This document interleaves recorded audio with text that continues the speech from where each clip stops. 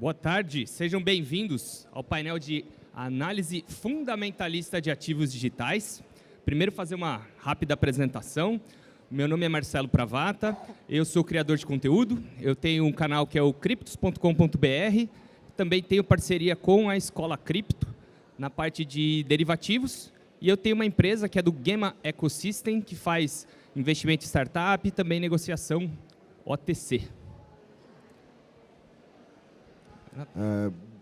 Bom dia, pessoal. Eu sou o Caio Vicentino. Eu sou criador de conteúdo também, criador de comunidade Web3, chama Yield Hacker. Meu site é caiovicentino.com.br. Vocês podem ter acesso à comunidade lá também. Eu estou sempre criando conteúdo no Instagram, no YouTube, falar sobre DeFi, finanças descentralizadas, NFTs, de um modo geral, metaverso, Web3, tudo que a gente vive nesse ambiente aí, para mostrar de uma maneira simples e fácil como é que você pode interagir nesse ambiente. Boa tarde. Primeiro, agradecer o convite aí. Eu sou Lalo Trajo, sou cofundador da Escola Cripto e do NiftyFi. E estamos aí desde 2017 no mercado, tentando aprender um pouquinho. Aprendo com esses caras aqui todo dia também, tento ensinar um pouquinho e estamos aí. Obrigado. Obrigado, Lalo. Bom, pessoal, um prazer estar aqui falando com vocês. Eu sou o Luiz Pedro, estou no Instagram, @fala-de-cripto. Também sou analista da Nord Research na parte de criptoativos. A gente faz esse trabalho aí tentando ensinar o pessoal como começar da forma certa em cripto, ter essa visão de longo prazo, escolher bem os ativos. Eu acho que o papo hoje aqui vai ser bem da hora, que esse painel tá pesado. Eu sou o Rodrigues, desculpa ter chegado atrasado ou em cima da hora. Eu tenho um canal no YouTube também desde 2017. Acabei gravando uns documentários lá na Venezuela, Colômbia, Suíça e agora em El Salvador sobre cripto. E meu site é rodrigues.digital, tem bastante conteúdo importante lá também. Muito bom. Vou fazer primeiro uma introdução aqui sobre o tema e depois fazer aqui ver a opinião do pessoal aí sobre análise fundamentalista. Então, quando a gente fala em análise fundamentalista, nós estamos buscando ativos, né? Qual que é o valor justo para um ativo? Qual que é o valor justo de uma ação ou do Bitcoin? E isso não é uma ciência exata, até porque o valor ele é subjetivo. As pessoas elas dão um valor diferente para as coisas. Então, tem gente achando que o Bitcoin vai para 1 milhão, tem gente achando que vai para 0. E também para uma análise fundamentalista é importante entender que a gente tem que fazer uma projeção para o futuro. E o futuro, ele é incerto. Então, a gente pode olhar uma empresa, por exemplo, que esteja muito bem, por exemplo, a Kodak, ficou 100 anos praticamente com monopólio, uma empresa super rentável, e por causa de uma mudança de tendência de mercado, que não soube aproveitar, a empresa quebrou. Ou mesmo movimentações de mercado, como as empresas de petróleo, na época da pandemia, sofreram muito, porém agora, esse ano, aconteceu uma guerra e tudo mudou. Então, Petrobras que o diga, que vem subindo, aproveitando essa mudança de tendência. E quando fala em análise fundamentalista, vai desde analisar cenário econômico, crescimento, PIB, inflação, está subindo juros, está aumentando liquidez do mercado, tirando liquidez do mercado, até a análise mais do ativo em si. Então, para analisar uma empresa, se vai olhar o balanço da empresa, se essa empresa está bem financeiramente, se ela gera bons dividendos. E com o Bitcoin, também existe uma análise mais dos fundamentos.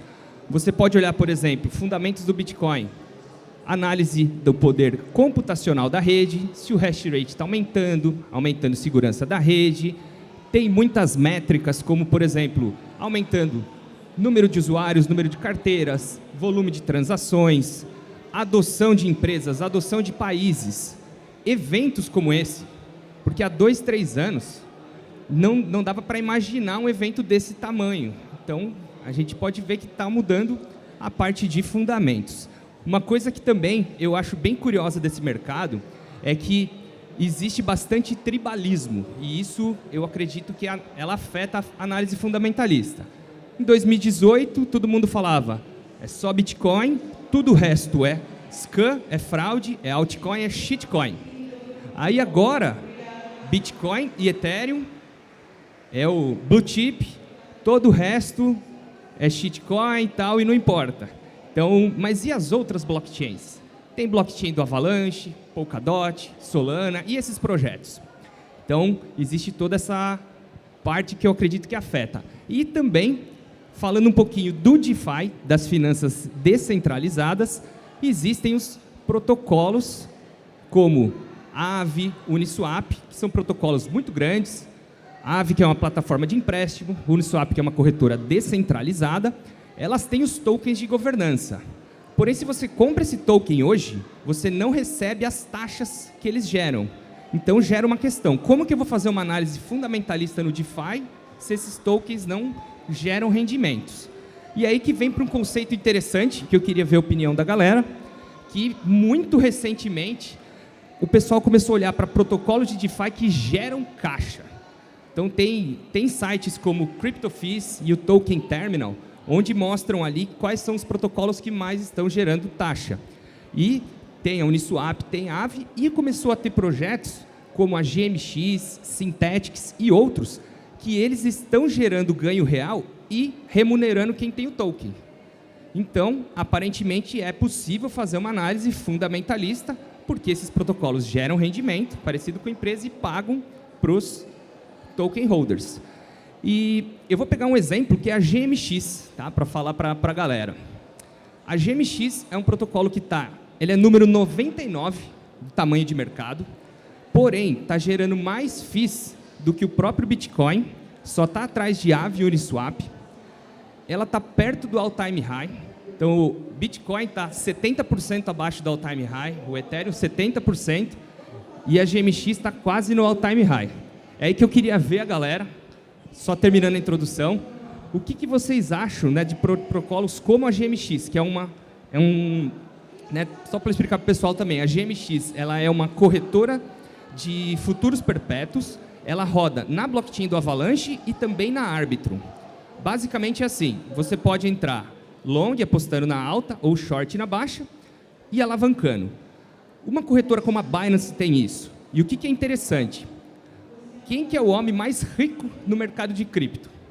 É o CZ, o dono da Binance. O maior produto da Binance são futuros. Então a gente está falando do mercado aí, o mercado de futuros, o volume é 6 vezes maior do que o mercado spot, né? E a GMX está nesse mesmo mercado. Então nesse caso, se você tem o token, é como se você virasse o CZ, né?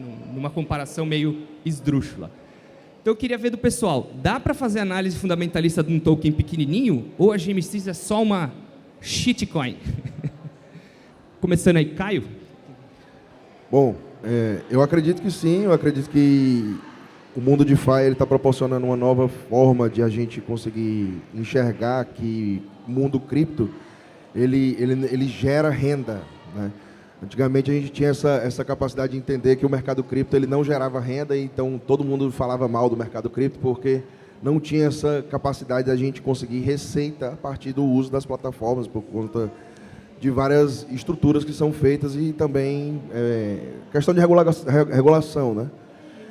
Esses projetos que estão trabalhando com essa forma que o Pravata estava falando aqui, é exatamente a questão de projetos que eles não estão relacionados ainda com o mercado americano, por exemplo, eles estão fugindo da regulação, porque quando você gera uma receita no mundo DeFi e distribui essa receita para os seus token holders, teoricamente, isso era para ser considerado como uma security lá nos Estados Unidos. E esse é um grande problema, porque as securities elas só podem ser negociadas em corretoras regulamentadas pelo governo americano. Então, isso faz com que a gente esteja numa área cinzenta, onde que projetos estão tendo que fazer isso de maneira anônima, para eles poderem distribuir essas taxas para as pessoas. Então, os desenvolvedores desse projeto da GMX e de alguns outros projetos como esse, a Synthetix não é o caso, porque os caras são conhecidos, né? Mas alguns desses grandes projetos que estão saindo, que dão esse real yield, que foi comentado aqui, o juro real, esse ganho que você tem pela distribuição das taxas da utilização dessas plataformas, né? A grande maioria desses projetos são de pessoas anônimas, né? Então, já tem um critério. Então, você tem que incluir também isso na sua análise fundamentalista, a capacidade de entender o risco regulatório em cima desse ambiente. Então, eu concordo com você, eu tenho também GMX na minha carteira, eu acredito que é um baita de um ativo, eu não quero ficar fora dessa distribuição que está sendo insana, de muito valor que está sendo distribuído em Ethereum, em própria VAX também, né, lá na própria utilização da plataforma. Mas, de um modo geral, assim, falando sobre o todo, a gente tem várias plataformas que estão fazendo começando a fazer essa distribuição, né? Então, é bem interessante a gente acompanhar como é que vai ser a questão do passo regulatório. E como o próprio Pavata falou, tem aplicações, sites, que vocês podem acompanhar, né, as estatísticas dos aplicativos. O price to earnings, o preço sobre o lucro. Você pode acompanhar o preço sobre as vendas. Você pode acompanhar todas as estatísticas que antes a gente só acompanhava no mercado de ações de empresas tradicionais que geravam um fluxo de caixa. Você pode já acompanhar hoje dentro desses sites, por exemplo, como o Token Terminal, ou o próprio CryptoFees, cryptofees.info. Então, esses dois sites são muito bons para vocês poderem ter acesso a essas informações e poderem ter um pouco mais de noção sobre uma análise fundamentalista que existe dentro desse ambiente aí, né, do mundo cripto, do mundo DeFi. Eu queria passar aqui para o Lalo para ele corroborar também. Então, eu concordo. Eu acho que a questão de análise fundamentalista em cripto não deve ser enxergada como é feito no mercado tradicional, né? Porque, no fim do dia, a maioria dos projetos são startups, né? A maioria delas não gera lucro ainda, então você tem que analisar vários fatores, como o Caio bem salientou aqui, a questão regulatória, principalmente quando envolve pagamento de dividendo, né? É bem crítico, né? Tem que analisar bem, porque a qualquer momento a SEC pode vir e processar esse protocolo, essas pessoas, e o seu investimento todo por água abaixo, né? Então, tem que ficar muito atento a isso. Não é à toa que os caras da GMX são anônimos e tá tudo ali nos contratos, né? Qualquer um pode verificar, auditar. Então, isso que é o bonito desse mercado, né? Então, que bom que tem esses caras aí que se aventuram a criar essas coisas para dar esse passo inicial e atrair o regulador para ver o que eles podem fazer, porque impedir vai ser muito difícil, né? Eles podem impedir um, vai nascer outro, em uma blockchain, outra, então vai ser legal ver como isso aí vai se desenrolar. Acho que... Cara, acho que o Marcelo levantou um ponto muito interessante, né? Falou do tamanho da GMX e se ela merece ou não uma análise fundamentalista, né? Acho que a análise fundamentalista ela não deve levar em conta o tamanho do token, né? Todo token, todo criptoativo merece uma análise fundamentalista, né? E acho que existem diversas formas de você fazer isso. E acho que assim, a gente tem que encarar de formas diferentes por setores de cripto, né? Acho que da mesma forma que não faz sentido no mercado acionário você avaliar um banco ou uma varejista com as mesmas métricas, com os mesmos ranges dos indicadores, não dá para você analisar uma criptomoeda, por exemplo, da mesma forma que você analisa um protocolo de DeFi, um game, né? Então, assim, acho que é importante a gente entender o que é necessário para um projeto de cripto dentro daquele nicho que ele está sendo criado ter sucesso, entregar valor para o usuário final, para o investidor, para o projeto em si, né? E se esse token consegue captar esse valor gerado conforme cresce a usabilidade da rede, né?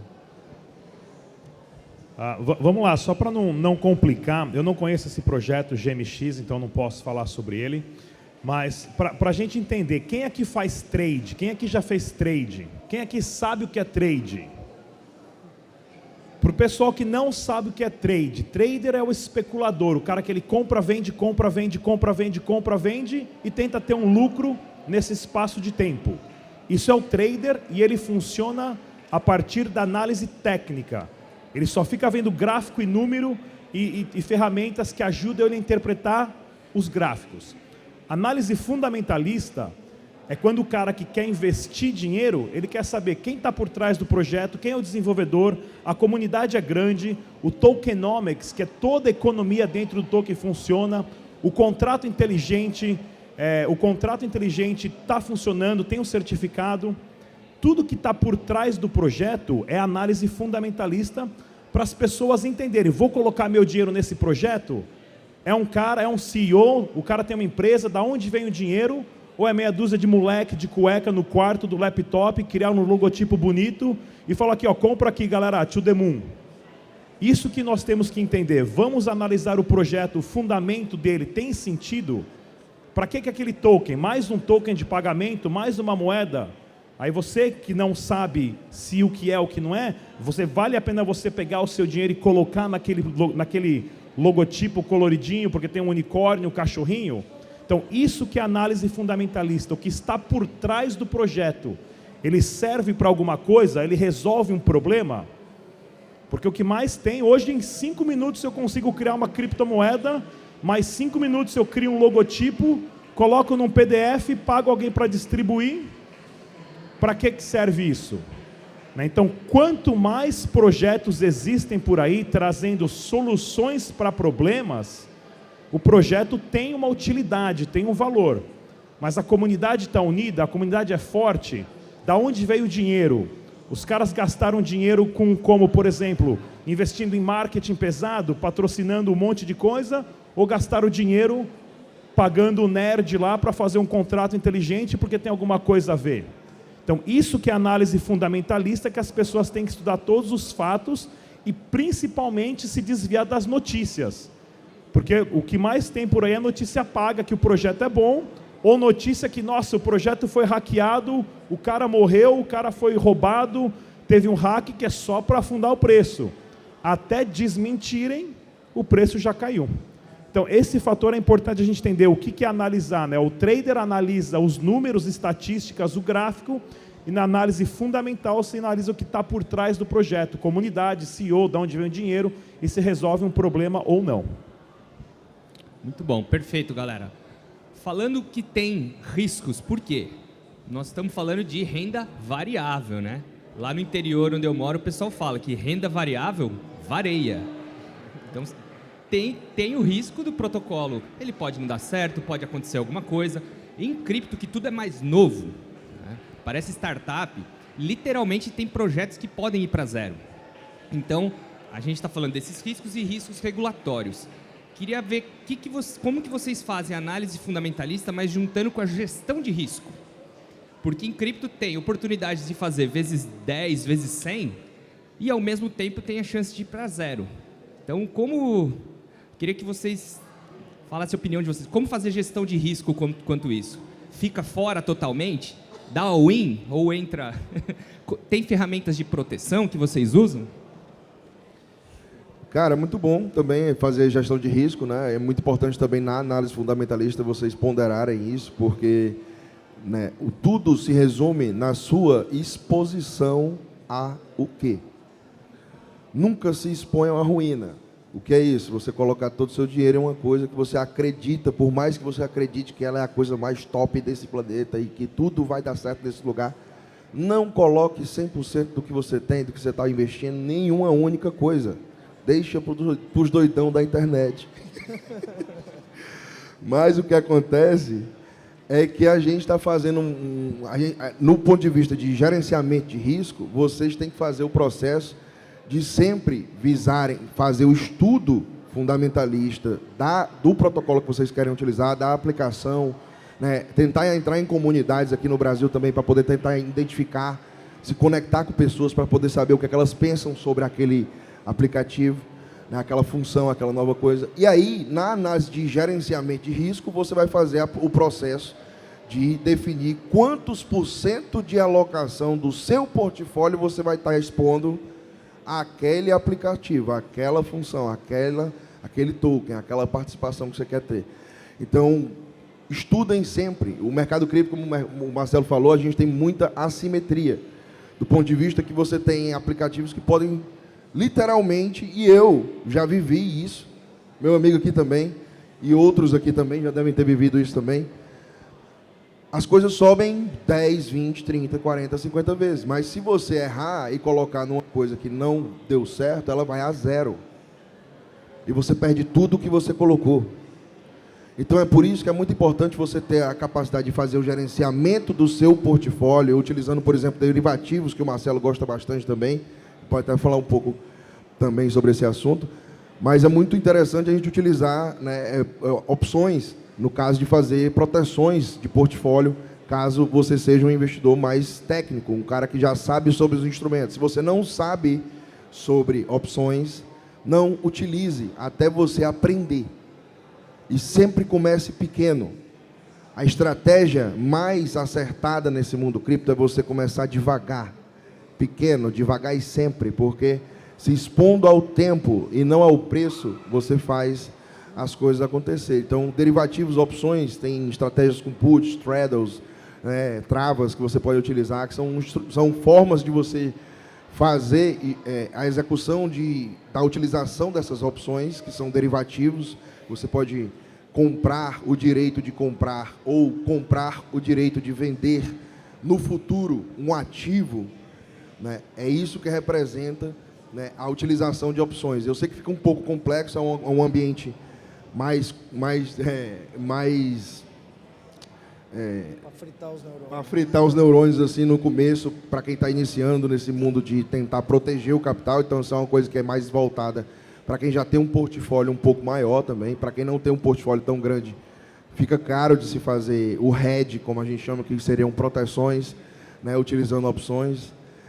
Mas a partir de um certo montante que você tem investido no mercado cripto, vale a pena você estar pensando em fazer estratégias de compras de puts, por exemplo, para poder diminuir o downside da sua carteira, a volatilidade. Fazer com que você, se o mercado vier a vir contra a sua posição, que está majoritariamente comprada na alta, você pode, né, ter um ganho ali para diminuir a sua perda, e com esse ganho que você tem, você pode fazer um reinvestimento comprando o ativo que você mais gosta de um preço mais barato. Então, são estratégias que podem ser utilizadas para fazer o gerenciamento de portfólio, para fazer o gerenciamento de risco, mas elas são estratégias que têm que ter bastante estudo antes de você estar fazendo esse processo. Porque, vamos lembrar, o mercado cripto é de risco, é volatilidade, e se você tratar mal a volatilidade, ela te trata mal também. Agora, se você fizer com que a volatilidade seja a sua maior parceira, ela vai te trazer retornos exponenciais. E é isso que muda as pessoas de patamar. É muito bom, Caio. Em termos de gestão de risco, eu acho que é essencial nesse mercado, porque, além de ser muito volátil, tem muita opção, né? Tem muito projeto, muito token. Então, às vezes as pessoas confiam tanto nas suas teses e acabam investindo mais do que devem, e aí a tese estava errada, e aí você dali está numa situação muito ruim. Em termos de balanceamento de portfólio, Marcelo, que eu acho que foi uma das suas perguntas, eu costumo ser mais conservador no início do ciclo, até eu ver que o negócio está mudando, né? Eu fico mais em Bitcoin, Ethereum, stable mesmo, mas a hora que eu vejo que o mercado está mudando e começando o bull market, aí aquele degen dentro de mim aflora, e aí essa porcentagem acaba indo bastante para ativos de risco, altcoin, NFT. Então, acho que muito questão do momento de mercado, você tem que saber também ser mais conservador, mais agressivo, e análise fundamentalista para saber se expor nesses ativos é essencial, além de não querer pesar a mão demais numa só e entrar leve na outra, porque você nunca sabe qual que vai realmente, de fato, ser exponencial. Então, tentar usar sempre o mesmo capital em todas, porque a partir do momento que você entra, por exemplo, em 10, você erra 8 e acerta 2 muito bem, o restante já se paga, né? Falando de modo mais especulador, né? Então, porque, vamos falar real, né? Longo prazo, fundamentalisticamente falando, é Bitcoin, Ethereum, na minha opinião. O resto tem muito a se provar, é tudo experimento, são todas startups ainda. Então, tem que ir com muita calma, né? Perfeito, cara. Assim, eu concordo muito. Acho que a gente tem diversas ferramentas que ajudam a proteger, né, o nosso portfólio, principalmente num momento igual que a gente está vivendo, né, de alta de juros, desinteresse, de certa forma, do investidor institucional no mercado de cripto. E a gente não tem que ter vergonha de manter uma parte do patrimônio em caixa, durante esses períodos, né? Que vai dar para a gente também, além de proteger nossa carteira, diminuir nossas perdas, vai dar mais poder de compra durante a retomada do mercado, né? A gente tem ferramentas que facilitam a gente a se expor a uma shitcoin menos pior do que o real, né? Que é o dólar. Ainda é uma shitcoin, mas é menos pior um pouco. A gente tem diversos boas stablecoins que trazem essa ferramenta, e acho que assim, uma forma que eu gosto de usar para diluir meu risco é não prender o meu preço de compra a um preço fixo. Tá sempre aportando, né? A gente lida bastante com pessoas que estão fazendo essa transição, que não conhecem o mercado cripto, que são investidores tradicionais, que investem em renda fixa, ações, fundos imobiliários, e estão dando esses primeiros passos, né? E o Caio falou uma coisa muito importante, né? Começar pequeno é muito importante para isso, desde o passo de você se ambientar com esse novo mercado, com essa nova dinâmica, com a volatilidade do mercado, até te dar essa ferramenta de você poder ir aumentando aos poucos a sua exposição, comprando todo mês um pouquinho, aumentando ali paulatinamente, mantendo um preço médio dinâmico, né, da sua carteira, que acho que é muito importante para o longo prazo, né? A gente sempre fala de análise fundamentalista, a gente está pensando no longo prazo, né, de bons ativos com propostas sólidas, com tokenomics, né, uma lógica de emissão, uma lógica de distribuição que seja escassa o suficiente para agregar, para conseguir captar o valor da rede, perdão, mas que não seja uma oferta grande demais para ser uma commodity, né, uma coisa que não gera valor para o investidor, né? Então, assim, acho que é muito importante a gente ter esses passos, controlar o risco com a exposição, né? A gente é um mercado que tem uma volatilidade grande, mas que tem um potencial muito grande no longo prazo, né? Então, acho que usar essa assimetria que o mercado traz a nosso favor é muito importante, e sempre estar comprando mais dos bons ativos, né? Ter teses fortes para o longo prazo, não se apaixonar, acho que não se apaixonar por ativos é uma coisa fundamental em cripto, né? Isso te ajuda a ser crítico na sua análise. Tem projetos que eu adoro, mas que eu não tenho um centavo investido neles, né? Porque eu enxergo os riscos maiores do que as possibilidades de dar alguma coisa certa. Ou, às vezes, a lógica de emissão do token não é feita para o token se valorizar. E tudo bem, isso não torna o projeto ruim, ele só se torna um mau investimento. Mas o projeto não é necessariamente ruim por causa disso, né? Eu tenho que saber separar esses dois fatores, né? Se é um projeto para investir ou um projeto para acompanhar, utilizar, que dentro desse crescimento da Web3 vai se tornar cada vez mais comum, né? Bons projetos, mas que não trazem consigo um bom token para investimento. E acho que você quer complementar alguma coisa lá? Alguém quer complementar? Faltou. Vamos lá. Eu acho que o risco ele está envolvido diretamente com a ganância. Quanto mais o cara quer ganhar dinheiro, mais dinheiro ele vai querer colocar naquele projeto, sem entender birosca nenhuma. Um exemplo disso é o Axie Infinity. Quem aqui já ouviu falar nessa palavra Axie Infinity? Levanta a mão. Quem aqui já jogou Axie Infinity? Quem aqui só comprou Axie Infinity e nem sabia o que era? Tá vendo? Ou seja, o Axie Infinity era um joguinho besta, né? O Axie Infinity era um joguinho besta da internet que meia dúzia de nerd começou a jogar e ganhar dinheiro. E acharam legal. Começou a ser divulgado que você podia acumular um capital, o joguinho era bobinho, mas a galera gostava, o valor começou a subir. Os traders entraram porque analisaram tecnicamente que era um ponto bom, o preço começou a subir mais ainda, os investidores entraram de cabeça, aí os desavisados chegaram. Quem ganhou dinheiro? Os nerds que jogaram o joguinho besta desde lá do começo porque era legal. O cara que entrou, que nem sabia para que servia o token, para que era o jogo e como é que funcionava, ele entrou porque a ganância dele falou, quero ganhar dinheiro, vou vender o carro e vou comprar tudo desse negócio aí. Esse cara perdeu dinheiro. Esse é o risco. Quanto maior a sua ganância, maior o seu risco. Se você não se informa e vai na onda porque está subindo e não sabe nem para que serve, agora respira fundo e, quem sabe, reza aí para o São Satoshi Nakamoto para ver se o preço volta a subir. Mas é importante também, como eles falaram, né? Não case com aquele projeto, com aquela moeda. Você só fica naquele grupo daquela criptomoeda, os caras ficam tudo dando tapinha nas próprias costas. Somos foda, somos legal pra caramba, nós é bom. Tipo a galera da Cardano. Oi? Não, eu já fiz isso com a Dash também, vocês sabem disso. Né? Durante anos eu fiz parte de uma comunidade, perdi um tempo lascado. Né? Então quando o pessoal só fica lá, a gente é bom pra caramba, aê! E está acontecendo milhões de coisas muito mais rápido e o pessoal não saiu da bolha. Então, quanto maior a sua ganância, mais risco você vai tomar. Bom, complementando também o que eu faço muito no mercado cripto, né, além de opções, né, que o Caio já falou, mas no começo, quando eu não trabalhava com opções, eu entrava, se eu achava um projeto muito bom, eu estudava muito e eu aportava uma quantidade do capital, sabe? 5% do portfólio, por exemplo. Porque como o mercado cripto varia tanto, que 5% é o que seu portfólio varia no dia, ou até mais. E aí, quando esse protocolo subia muito, ia fazendo pequenos lucros parciais, né? Porque, né, como o Lalo tem uma frase, né? Ninguém nunca quebrou realizando lucro, né? Então... É para justificar minhas mãos de alface. Mas, falando agora, né, análise, voltando para o tema, que é análise fundamentalista, tem, como eu tinha comentado no começo, tem várias coisas para analisar, e como não é uma análise totalmente objetiva, é difícil dizer o que é melhor olhar primeiro.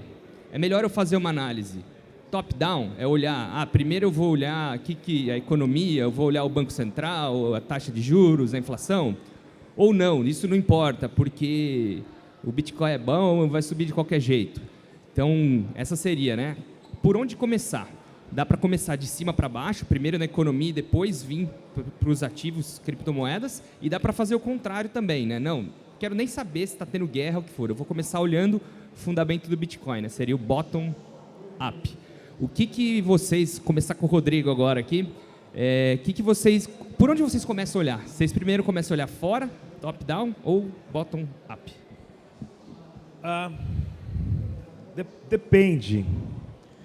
Eu vejo hoje, estando nesse mercado já desde 2014, eu vejo hoje que a maioria dos projetos, ou quase todos, nessa guerra dos protocolos, que você tem vários jeitos de atrair aquela pessoa. Ou é o logotipo bonitinho, coloridinho, né, que é uma guerra de logotipo de criptomoeda genial para quem não prestou atenção, né, dos meme coins, então, principalmente. Então, o logotipo é um jeito de você atrair o indivíduo. A economia do token, você atrai outro indivíduo. A análise gráfica, você atrai outro indivíduo. Quem está por trás do projeto, você atrai outro indivíduo. O quanto inteligente foi aquele marketing, você atrai outro indivíduo. Então, cada indivíduo é atraído para aquele projeto específico de uma forma. Porém, eu vejo nessa guerra dos protocolos que está acontecendo, isso é um campo de batalha de teste para ver qual tecnologia funciona em qual blockchain, para mais para frente isso ser adicionado no Bitcoin. Eu cada vez mais que eu estou nesse mercado, um exemplo foi da Terra Luna. A tentativa de você fazer um stablecoin pareado na variação e na variável do preço e na emissão de um ativo, e a Terra Luna funcionou perfeitamente como ela tinha que funcionar. Quanto mais caiu o preço dela, mais Luna foi emitido. Não teve nada de errado com o projeto. Forçaram um espiral da morte ali. Mas agora tem outras formas do pessoal estar tentando criar o stablecoin. Então nós estamos aí num campo de batalha, de teste de várias tecnologias, de milhões de desenvolvedores, cada hora tendo uma ideia aqui, ó. Você passa aqui, cada um tem uma ideia mais mirabolante do que a outra. Qual desses projetos vai funcionar? Na cabeça do cara, tudo funciona na velocidade da luz. A realidade é um tapa na cara, meu camarada. Porque a realidade é um tapa na cara. Então, quem vai fazer? Quais desses projetos? Só o tempo vai dizer. E tudo isso é um campo de batalha. Os que sobreviverem, o Bitcoin vai falar assim, ó, isso aqui funciona na gente, vamos pegar e enfiar aqui dentro.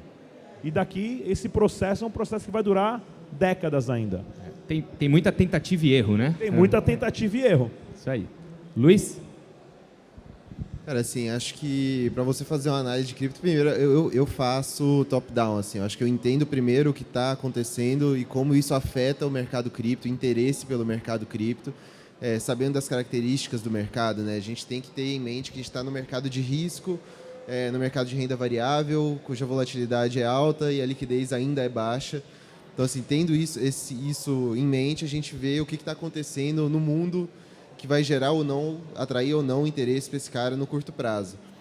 Acho que depois disso, assim, acho que o primeiro ponto que eu uso para fazer uma análise de um criptoativo, seja ele qual for, assim, é entender a qual nicho ele pertence e o que ele se propõe a fazer. E ter as características desse nicho, dos seus competidores, se existem competidores, você está inventando uma coisa nova. E assim, o ponto mais importante para mim da análise fundamentalista de cripto, que eu acho que é o que salva muito tempo do analista, é fazer a análise da economia do token, né? O tokenomics, para mim, é um dos fatores mais importantes e é o melhor filtro que você tem para criptoativos, né? Acho que tem um exemplo assim, de bolso que acho que alguém pode até ficar chateado comigo aqui, mas não importa, né? Acho que Dogecoin, para mim, é o exemplo perfeito de um tokenomics que é feito para o ativo não valer nada. São trilhões emitidos por ano, bilhões por semana, assim, é uma coisa que não casa, não tem como um ativo daquele ter uma apreciação, não existe demanda no mundo que faça aquele ativo subir constantemente no longo prazo. Então, assim, acho que é você entender a que o token se propõe, o que o ativo se propõe, qual é a aplicação dele, qual que é a possível demanda por ele, para que ele serve, o que a galera vai precisar comprar ele. Se comprar uma vez, tá bom, ou vou precisar ter uma demanda recorrente por ele? E como que é a emissão comparado com isso?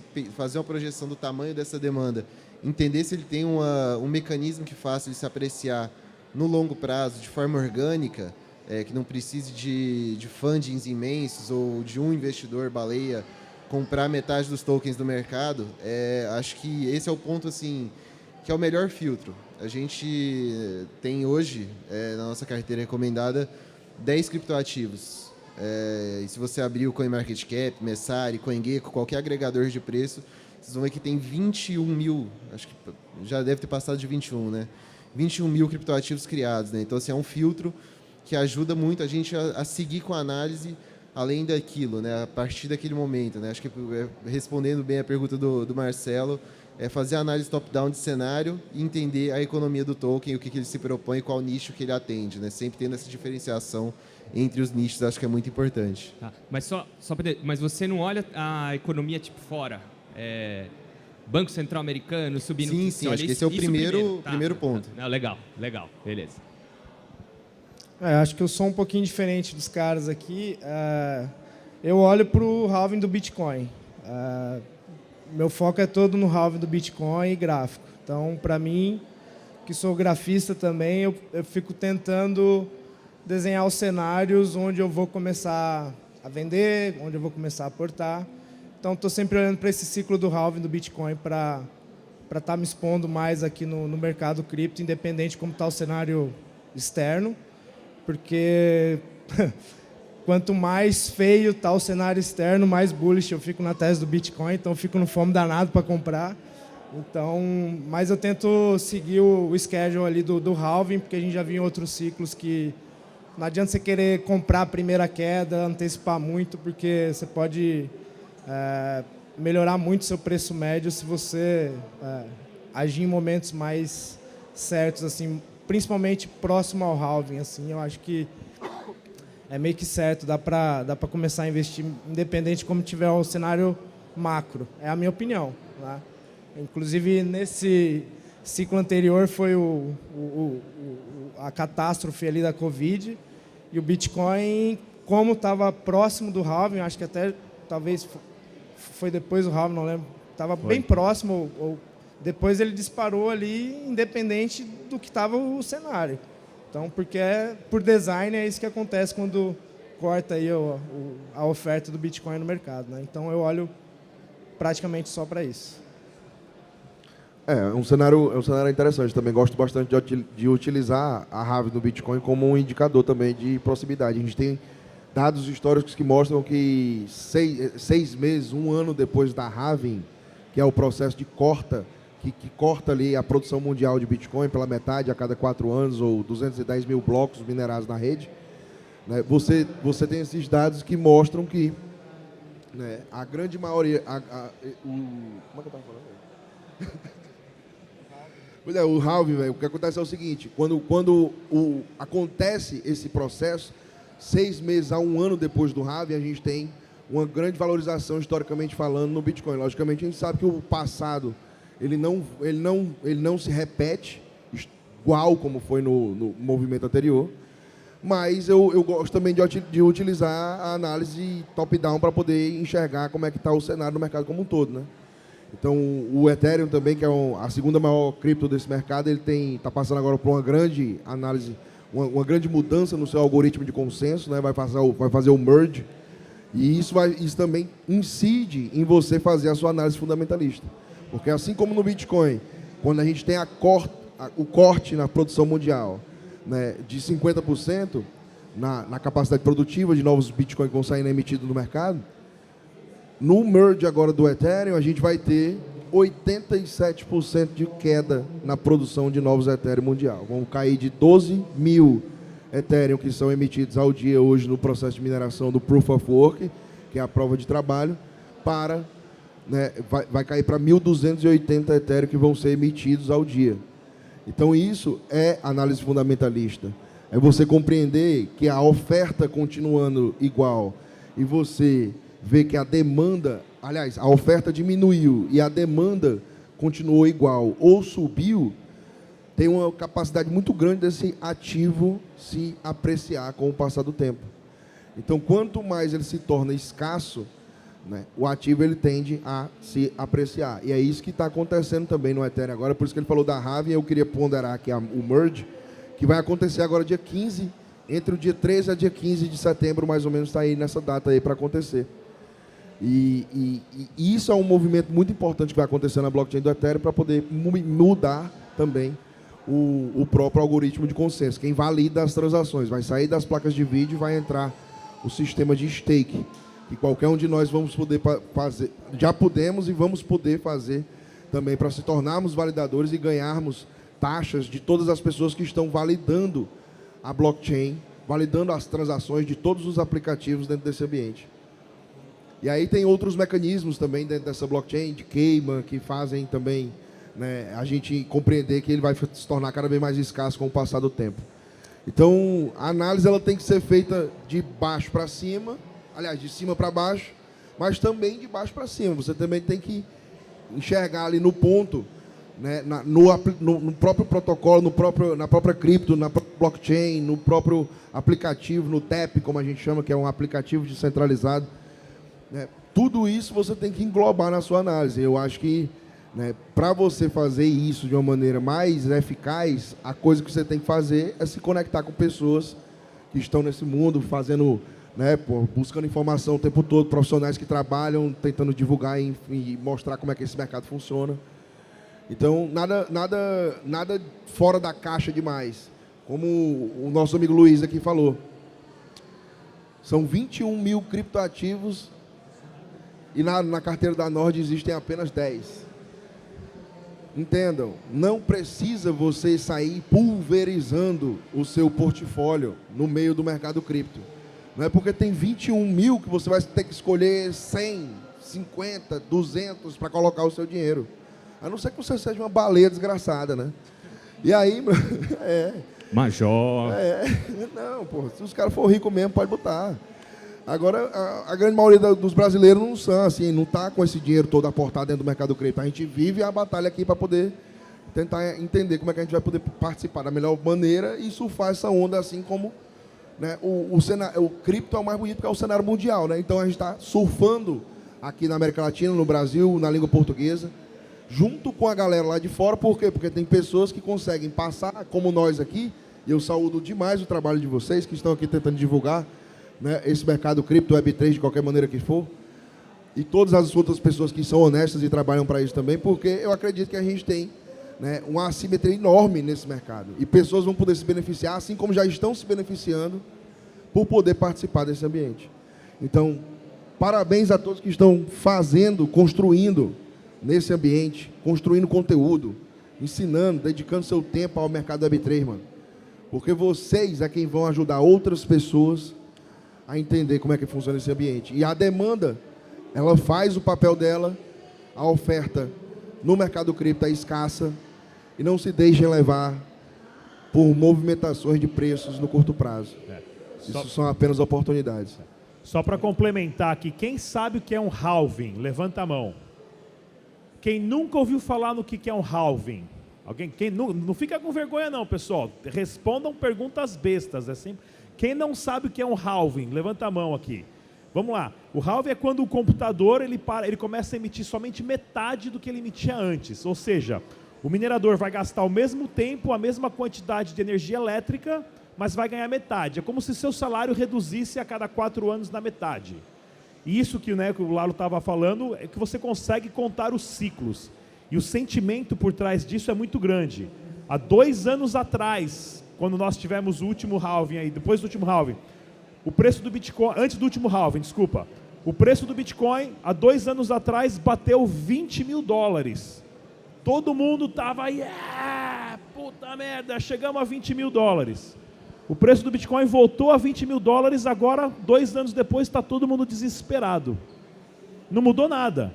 Por quê? Entrou depois de um ciclo, ou quando o final desse ciclo, entrou um monte de gente, porque queria comprar Bitcoin sem entender nada, comprou porque é um negócio que está subindo e dá para você ganhar dinheiro, comprou a 40, 50, 60 mil, agora o preço caiu para 20. Então vão ter que esperar até o próximo ciclo, para a próxima manada que chegar, começar a comprar e jogar o preço lá para cima de novo. E é assim que a gente conta os ciclos. Muito obrigado, pessoal. Obrigado a todos. Valeu, valeu.